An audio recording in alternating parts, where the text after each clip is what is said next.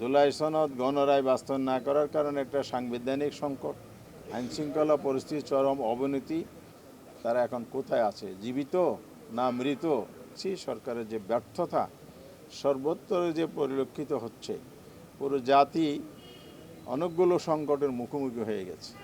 এদিকে পার্লামেন্টে চলছে জুলাই সনদ গণরায় বাস্তবায়ন না করার কারণে একটা সাংবিধানিক সংকট, আবার দুর্ভোগের কারণে সারা দেশে একটা অস্থিরতা, জনজীবনের নিরাপত্তাহীনতা, আইনশৃঙ্খলা পরিস্থিতির চরম অবনতি। এই সব মিলে আসলে দেশের সরকার যে আছে, দেশের জনগণের যে দায়িত্ব, যে একটা দায়িত্বশীল সরকার আছে, এটা দৃশ্যমান নয়। সেই কারণে আমরা আমাদের আন্দোলনের কর্মসূচিকে আরও কীভাবে জোরদার করা যায়, জুলাই সনদ বাস্তবায়ন, গণভোটের রায় বাস্তবায়নকে কীভাবে আরও শক্তিশালী করা যায়, জনগণকে এই জায়গা থেকে কীভাবে মুক্তি দেওয়া যায়, এগুলো নিয়ে বিস্তারিত আলোচনা হয়েছে।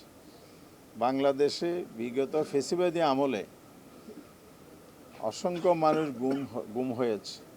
গুমের ঘটনাগুলো, সাফারিং, যে সমস্ত পরিবার আছে তারা এখনও জানে না তাদের পরিবারের সদস্য যাদেরকে গুম করেছে তারা এখন কোথায় আছে, জীবিত না মৃত, তাদের কবর কোথায়।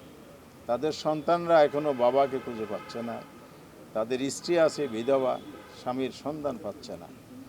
আবার যাদেরকে গুম করেছে, গুম করে আবার হত্যা করা হয়েছে, সেগুলোর বিচারও আজ পর্যন্ত মানুষ পায়নি।